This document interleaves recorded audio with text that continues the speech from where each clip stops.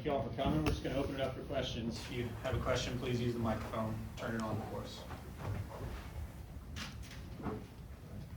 Now, some people were in Charlotte yesterday. I know they're not going to ask me more questions. And I know they're not going to ask me about last year again. Well, I won't ask you about last year. I'll ask you about this year. What do you expect out of this team? And what kind of a team? Do you have any idea? I mean, it's early. Kind of the team and what mold that they'll fit in. Will they run, rebound? They do the things that you want them to do? Great question. For me, from the start of this, from the summer to now, I've been trying to get them to understand sort of my vision for the way that I want to play. And it's not centered around me, it's centered around them.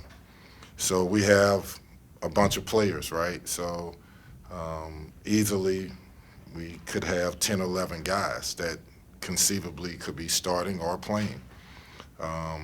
With that being said, when you have that many guys, you have to dominate the defensive end of the floor. You cannot let teams control the game.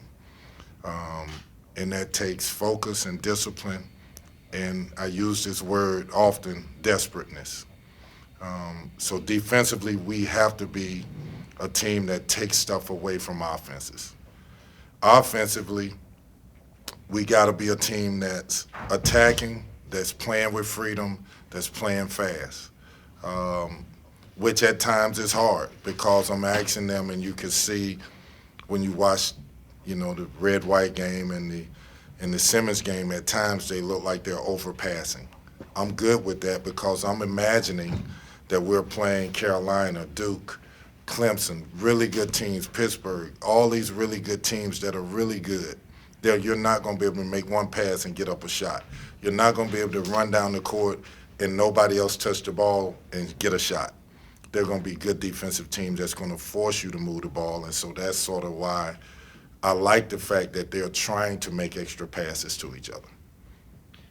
Kenny, you've mentioned a few times this preseason that you want this team to not forget what happened last season. I'm curious, how does a dynamic like that work when you have a team that's mostly newcomers? The dynamic is we put it on the table, which we've done from day one that they walked in here. We've shown film of last year. I watch film constantly of last year to see what we did good and what we did bad. And that's not centered around wins and losses. It's more centered around what type of stuff did we run that caused people problems. And I want those guys to see it. I want them to understand that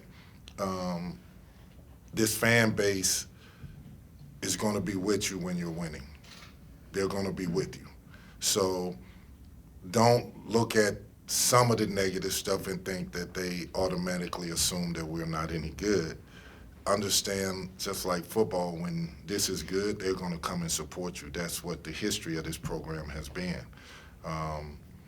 And so getting them to understand some of this is just what happened over the course of the last few years. There's a frustration. Now it's time for us, this group, to fix it.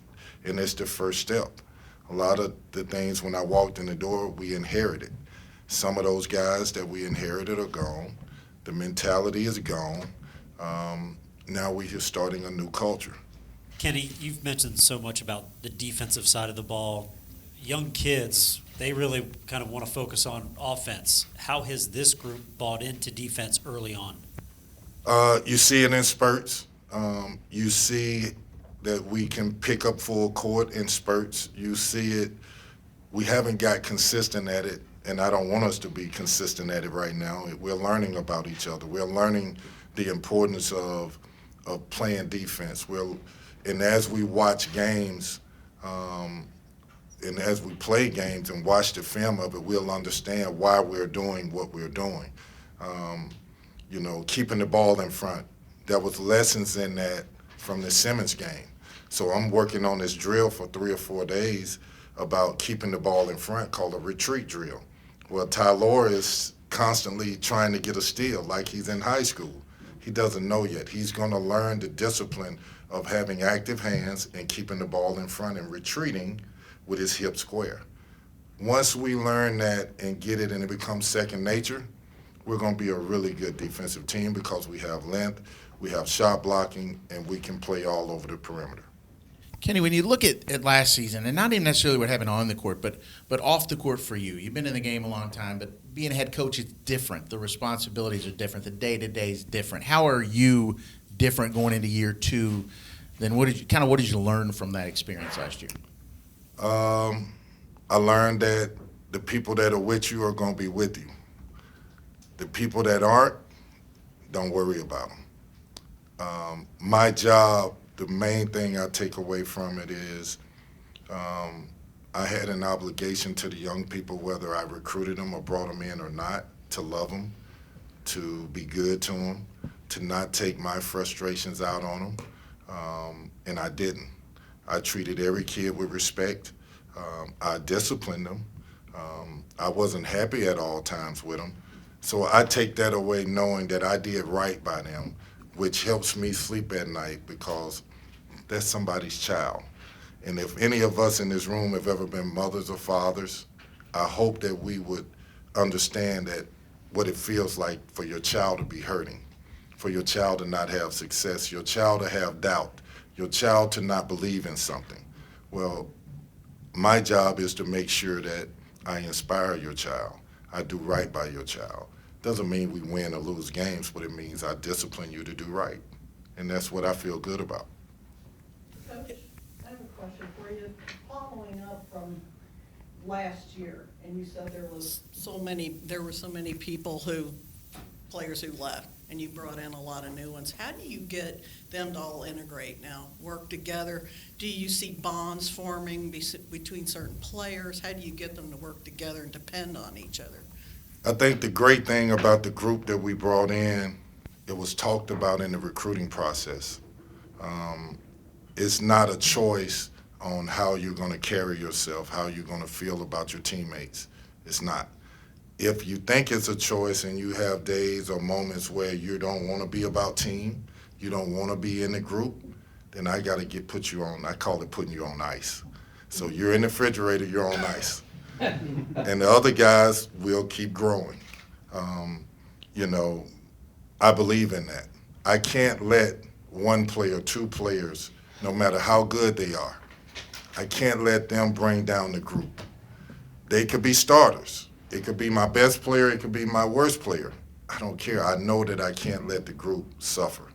And so I try to do a good job of being honest with them. And I think that's how, just being honest and real, I think they earn respect for you for doing that. As you look at your team offensively, what do you think the strength will be on the block, beating people off the dribble, shooting the ball from the perimeter? What are you most encouraged by and what concerns you? It's hard to say because in the drills and in the practices, we shoot the ball really well. We shoot the three well, but I also have wings and guards that can post up to go along with a 7'1" kid, and Brandon, who, when he's right, he's a force in the paint. So we look like we're versatile and that we can score everywhere, but I got to see it against elite competition. And until we play elite competition or good competition, then we'll find out then. We talk a lot about the group you brought in, but to get to the point where you had that group together, how difficult was it, the ups and the downs of the offseason, because you were in on other guys may have wanted to come that you didn't feel like fit the thing. How difficult for you was it to put this group together? Great question. It was hard to put this group together coming off what we came off of. I don't think it gets talked about a lot. For whatever reason, doesn't matter why it doesn't get talked about. To win 4 games and to go out and get people to believe in what you're doing and to be a part of it, is difficult. It's difficult. But it also goes to show that by being honest, by being genuine, by putting young people first, they will buy in. they will come and be a part of what you're doing once they see it. Louisville is a great place to play college basketball, a great city, a great community for basketball, but it also it's a place where you got to be committed to basketball. And when you're not committed to basketball, you're going to hear about it, which is normal. That's the way it should be. That's what makes this a great state. It's a basketball place and not that it's not football, but it's a great state where basketball, the history of basketball in this state has been unbelievable. Hey, Kenny, when I was talking with Mike and JJ yesterday, they mentioned Sky and Trey as being two of the guys who have been, very vocal leaders on this team so far. What about them as people makes that process easier when you come in from new teams and then you're now taking on the vocal role to try to push others to get better? I think for those two in particular, I think being in those roles where they may or not have been happy at times helped them. The experience of being in college helped them. And I think they bring that to the table, which makes us better. They both have a quality that I look for in players. They're givers. So some people recruit based off of can he shoot, can he rebound, what is his numbers, what is his analytics. I need guys that are givers. I need spirit children who have a spirit about them that everything about them and around them lifts up the room, lifts up a team. I need guys that are more concerned with their play in conjunction with the team than themselves individually. I think these two kids fit that. They're givers. Kenny, you've talked about the eye test a lot with this group when it comes to fans watching the product. I'm curious if they apply that to watching you coach, the game plan, the approach, what do you think they'll notice about your growth in year two? I hope I'm a little more positive. I hope that, my body language can be better. It was torture at times to go through that. It was hard. I never lost like that before. But it also, I learned from it. I learned that I can't take it personal. It wasn't about me. Now, some people will say it's about you, but it's not. It was never about me. When I took this job, I told this community, this city, this state, I need everybody. Well, some people decided I was making it up, and they jumped off. I didn't need them anymore. So for me, I think that what I want to do is be able to have fun with kids, have fun winning, have fun dominating with kids. I tease them sometimes and say, listen, I'm the coach that wants to be able to talk trash with you to the opponent. I want to be that kind of coach. Let's laugh and joke and running by the sideline and me tell them, yo, we about to score on you right here. I'm that kind of coach. That's what I want to do. And hopefully they can help me do that. Kenny, going back to the versatility bit, how much do you think this team has improved in that department compared to last year's team on either end of the court? I just think that, we have a different group. We have a different chemistry. We have a different basketball team. We have guys that are in the gym. We have guys that I purposely make things hard so that I can see personalities. I can see character. And then I can see lack of character. When I make things hard, I see them huddling up, saying, okay, let's huddle up. He's going to run us again now. Like, please, guys, let's make sure we focus. Let's make sure we have great energy. That's a sign for me. At times in the past, it's been more splintered. You hear arguments. Those days are gone. Nobody's really arguing like that. So that gives me hope that we're coming together, we're learning about each other, and when things get hard, they gravitate to each other. Can maybe as a follow-up for you now as a coach, since last year kind of was the group you said you inherited, and you might have had to accept a few things. For this group, now that you have the group that you want, what are some things that now you say you won't accept it if you see it out in practice or during the game? my pet peeves are confidence. Another one is conditioning. And then the third one is sharing. Those are three things when I look at the team, I got to see it every day. So when you shoot a basketball, I don't want you to shoot shots that you can look at the kid and know he doesn't believe it's going in. Because if he don't believe it's going in, you know what it's doing to me, and I know what it's doing to you. I don't want to see players on their knees, like showing that they're winded, that they're tired. We work too hard for that. In our practices, it's intense, it's long, it's hard. I want to be the coach that people say, like a bunch of NBA people have came into our practices thus far. They never came last year. They're coming. So you're being evaluated. And one of the greatest things about it is they're walking away saying, you will be a disciplined team, you're demanding a coach, and you will be a well-conditioned team, maybe the most conditioned team in the country. I take pride in that. So those are things that I look for and I hope that we can build on. Kenny, what is it like being a basketball coach in kind of a football world, given that most of the moves being made right now in college athletics are driven by football? I haven't thought about it like that, to be honest with you. I try to stay in my world, focus on my world, because this is too hard to get sidetracked and caught up in the other stuff. I have a really hard job, and that hard job is requiring me to really change the culture of this brand and bring back the history of what made Louisville great. If I get sidetracked with all the other stuff that's going on, I couldn't do that. I couldn't do it. It's too hard. Kenny, talking about last season, a lot of people have focused on what's happened last year and just having the opportunity to turn a page. Is this almost kind of a fresh slate for you, a clean slate, or do you feel pressure going into this year trying to avoid what happened last year? I don't feel pressure. I feel like when you look at it genuinely, honestly, it's the first step. The first step. This was broken, right? It was broken on a lot of different fronts.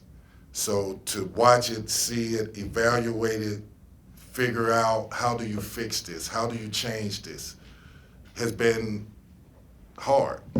So I feel like we've taken a major step in the right direction. I want people to watch us and say, it looks different. That's why I keep talking about the eye test. It feels different. The energy is different. And then people will understand that we're headed in the right direction. Kenny, what do you need to get? You've been waiting for a minute to get to me. What do you need to get out of Brandon for this team to be as good? I mean, do you agree that sometimes it looks like he doesn't affect the game when he's out there, but he clearly, you have confidence in him that he should be that player. And have you seen it in practice? I mean, have you seen demonstrated performance that he can do that? I'm hoping that he can do that. I push him to do that. I challenge him to do that. I'm not giving up on him. I'm actually going to tighten up on him because I need Brandon to be a force. I need Brandon Hatfield to be a force. Sometimes Brandon thinks I can be something else because there are so many people in these kids' ear. Maybe you can be a small forward. Maybe you can be this. Maybe you can be that. Brandon Hatfield has been told by me, you have to be an elite rebounder. I need to be able to switch 1 through 5 if you're playing the 5, 1 through 4 if you're playing the 4. And there should be no different than a point guard guarding him and you guarding him. You have to move your feet. You have to be an excellent screener. Excellent. Your body probably requires you, and it looks like at 245 pounds, that you should get people open at all times. I need you to do that. I need you to make free throws, and I need you to finish around the basket. And I need you to be a giver. I need you to get out of, I got to do this for you, and think more about, I'm going to do this for us. Those things do it for us. And watch what happens to your teammates and what happens to your team. Kenny, before the Simmons exhibition game, you kind of talked about, hey, you're trying a lot of different lineups to see, what works and what doesn't work. Coming into this last exhibition game, are you still in that mode, or are you starting to figure some things out? We will see. We will see. I know people want to figure out who I'm starting, what I'm starting, how I'm doing. Listen, I said it. In order for us to change from last year, I had to bring in a lot of guys. What does it look like if I only focus on certain guys and I leave 5 or 6 back? What does that look like to them? So people may question. People may question from within. I can't worry about that. I got to find out who's going to help us, who can start, who can come off the bench. Is it 8 guys? Is it 9 guys? Can it be 10 guys? They determine that, and then I evaluate that. So in order to do that, I got to put them in situations where, look, I started 1-5, then I start another 5. Let's see what you do. And then I evaluate what you do. When you look at all the new guys, how close is Curtis, his versatility and all that, to what you want? You've talked a lot in the last year and a half or so about the type of player you want. How close is he with that versatility and what he can do out there? I want him to be a willing learner. I want him to, every single day, challenge the older guys to be better. And what you find is if he does that, he may catch them, pass them. Curtis Williams all summer played point guard, the whole summer. And when Tyler got eligible, I could see it on his face, and he said it. I'm glad I don't have to play point no more. I jumped him for that. I jumped him because I said it, a willing learner.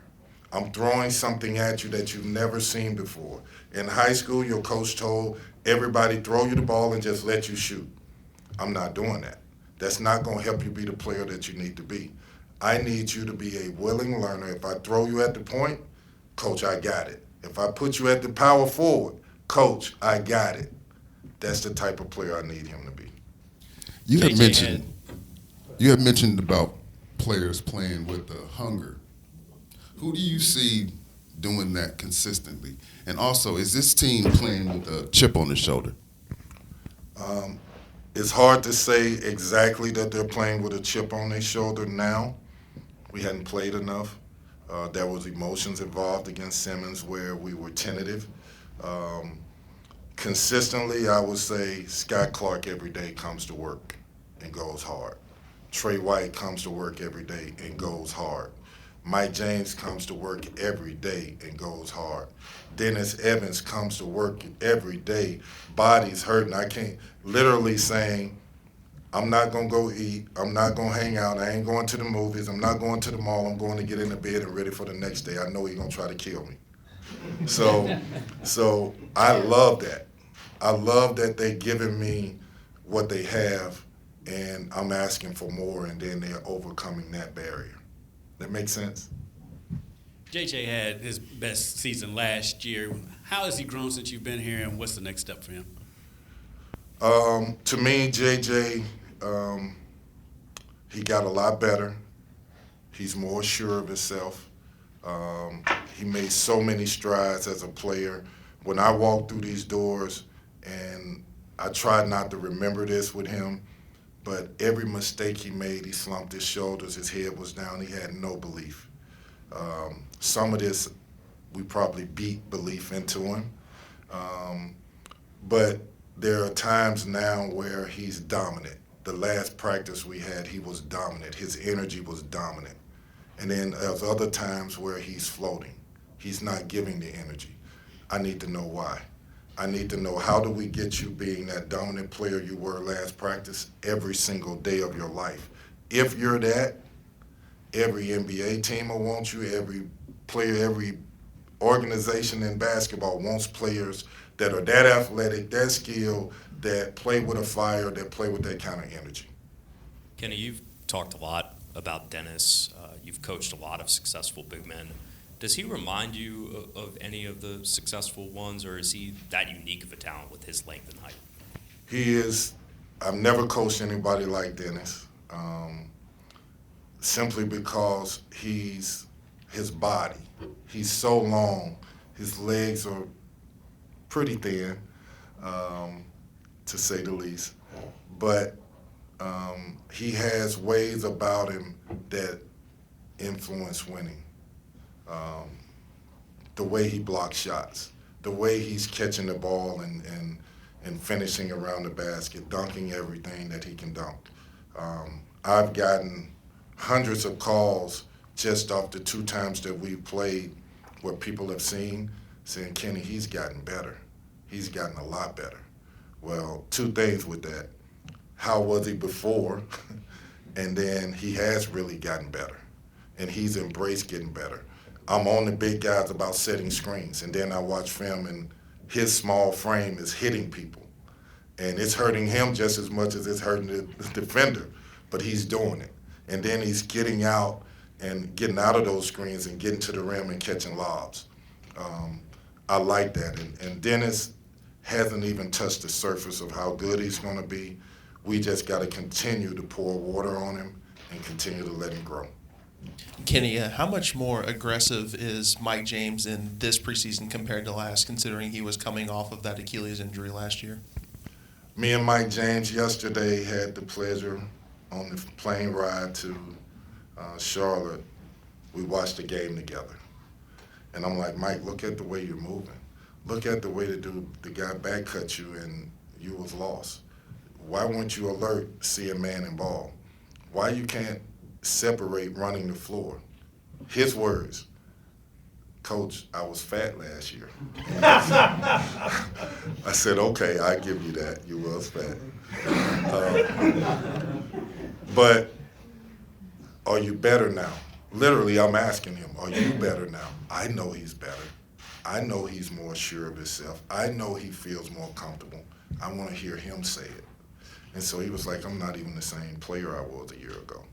I wasn't the same player from the beginning of the season to the middle of the season. I was much better at the end of the season last year. You were. I figured out that I needed to lose weight. That's why I came to you, Coach, and said, can you put me on a diet? And I said, no, I want you to stay fat. You're going to be my 2-guard playing the 4.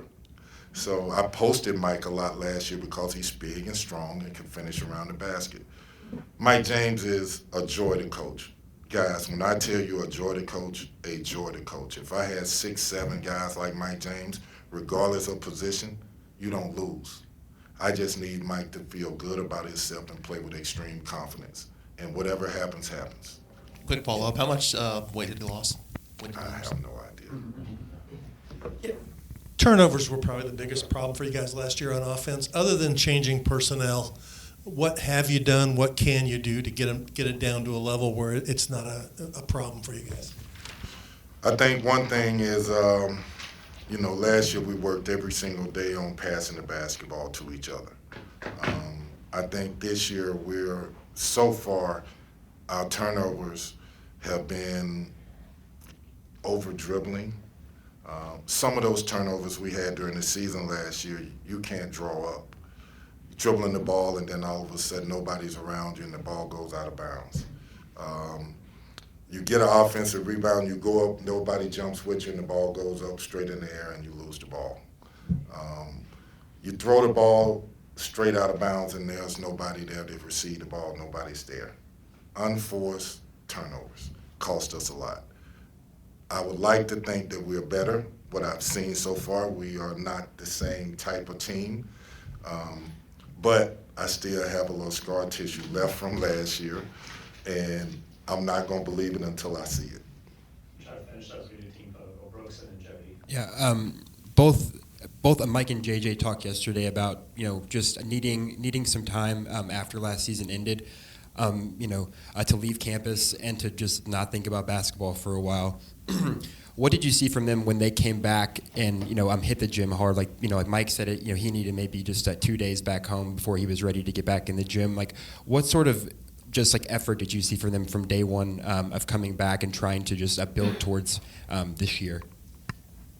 Well, when I mentally take myself back to the end of last season and after the players decided and we decided who was coming back and who was leaving, I went to the strength coach and I went to the trainer and said, listen, whoever I bring in these doors, no matter who it is, this group that's here better be head and shoulders ahead of them. Conditioning-wise, strength-wise, knowing what we're doing in the weight room. They have to be ahead of them because I don't want these guys to come into an environment, new guys, where they are already on top. I want them to see that these guys work hard and that their bodies and their condition, they can handle whatever's thrown at them, and then they follow suit. If the new guys are the ones leading the pack straight out the gate, that's a problem. Kenny, this guy was so good when he was younger, when you first started recruiting him back in the day. He's had some ups and downs. What does he still have of that? I mean, he's still got that talent, obviously. How have you seen him kind of grow, and maybe how do you get rid of some of the things in the past that have not been good in his game? To me, Sky Clark is a very skilled basketball player that's a winning person. And what I mean by a winning person is he's who he is as his personality, his character. He cares about people. He cares about his teammates. There's been hundreds of players that he has relationships that have reached out to me. Some saying, man, I'm so glad you got Sky. Some saying, man, I want to come to Louisville and play with Sky. That's the personality he has. For Sky, in my opinion, and what I've talked to Sky about is, whoever the naysayers are, I want you to prove them wrong. And how do you prove them wrong? Nobody's questioning that you're a good basketball player. I want you to prove them wrong, whatever. If they say that you're not tough enough, if they say through adversity you'll sort of shut down, whatever it is that they're saying, you have to prove them wrong. And we're going to prove them wrong together. You're not doing this by yourself. You won't ever feel like you're doing this by yourself. Now you're with a group of coaches, a team that's all centered around your success. And you're going to be about the team, and we're going to be about you. So that's sort of how I evaluate him. Great, thank you, Coach. All right, guys. Take a team photo, everybody, and then players will be available on the board. Thank you.